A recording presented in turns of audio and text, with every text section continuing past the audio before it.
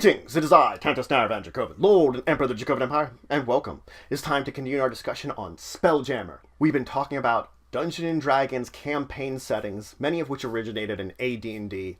I started with this one, Dungeons & Dragons Adventures in Space. Let's continue with organizations in space, which is what we were talking about, with two trading organizations today. So trading organizations are ones that range from a single ship to many.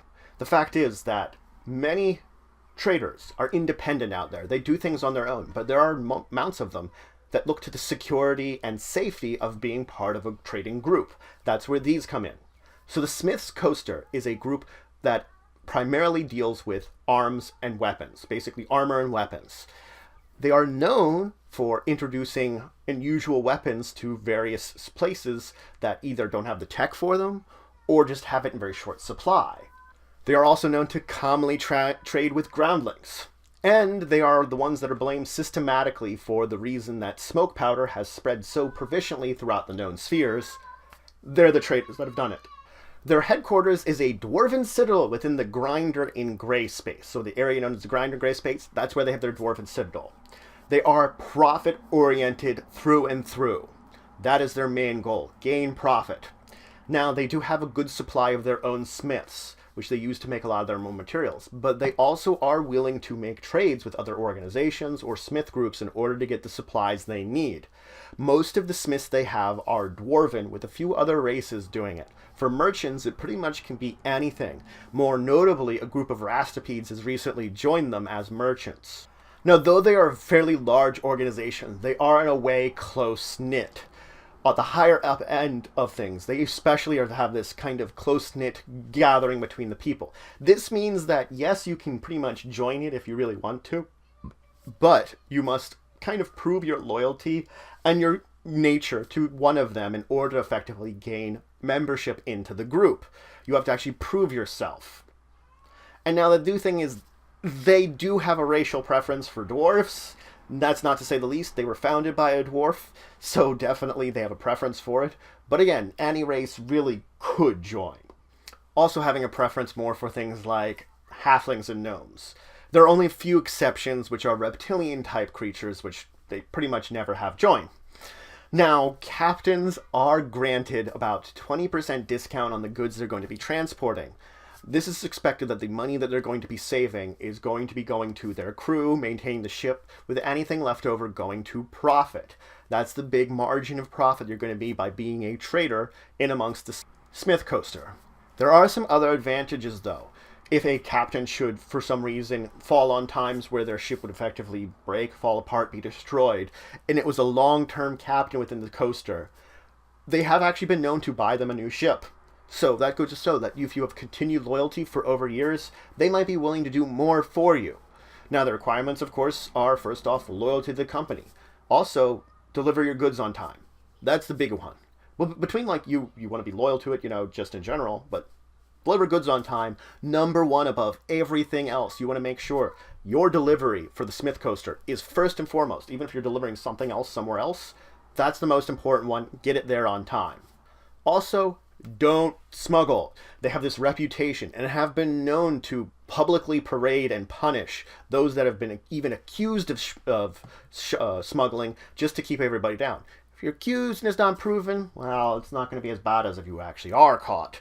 But they still will make sure to reprimand you, even if you've got that reputation behind you, to make sure no one smuggles. Reputation is very important to them. So the other one I want to talk about today is the Gasper Reclamators. Is this young group led by the immensely fast-made fat mage, Gasper, and specializes in recovering magic items and artifacts. Now, they have headquarters throughout a lot of areas, with a major one on the Rock of Brawl, but their true headquarters, and where Gasper lies, is within the Tears of Selûne in Realm Space. Now, as I said, they specialize in acquiring magic items and artifacts. The reason behind this is years ago, Gasper, in his searching for an artifact, got effectively cursed. A curse that he can never satisfy his hunger. He's been growing in size at approximately 400 pounds now. He is looking for someone that can effectively break the curse, or some kind of magic item or artifact. He spends people out basically to do that. And should someone actually within the company successfully do that, he's willing to offer him half of his immense wealth, which he has a pretty immense wealth. Gasper is also known to be very kind and share the wealth of his company with his employees, so there is a good advantage of it. If you want to join, you go straight to Gasper. You talk to him, and if you're good or neutral aligned, he's generally going to let you join the group. Now, Gasper does maintain a relative network of minor magic items that you can pretty much get anything while working with them. Also, Gasper himself acts as a powerful sage when it comes to most types of magic items and artifacts, and even if he doesn't know that, they have connections to many magical organizations spread throughout the known spheres, that they can go to someone that's going to know about it, and a lot of information can be garnered from it.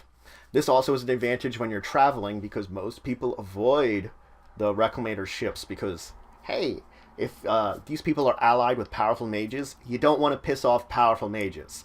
Most things are smart enough not to do that. I did mention that, of course, he's offering the reward for solving his curse problem, because he's technically dying. He's gaining too much weight too quickly, and he can't do anything to stop it. Now, there are some requirements. If you find a magical item while working for them, you're required to effectively deliver it to Gasper. The thing is, you will be reimbursed for it. It might not be right away. They'll put it in a sort of warehouse, try to find a buyer for it. If they get a buyer, they'll give you the proper proportion of your finder's fee for the magic item. If not, either Gasper will pay out of his pocket to purchase it and put it in his own collection, or they will return it to you if there doesn't seem to be a direct buyer for this magic item. So, that's it for today. I introduced you to two trading organizations, groups of people made for trading wares. One of them, of course, is Weapons and Armor, a powerful, originally dwarven-led and still dwarven-blooded mostly, that deals with bringing weapons and armors to the very known spheres. And of course, they're basically blamed for bringing smoke powder to everywhere else in the spheres. That in fact it spread so well from places like Realm Space, where Lantan had developed it, and other places where it begun to establish.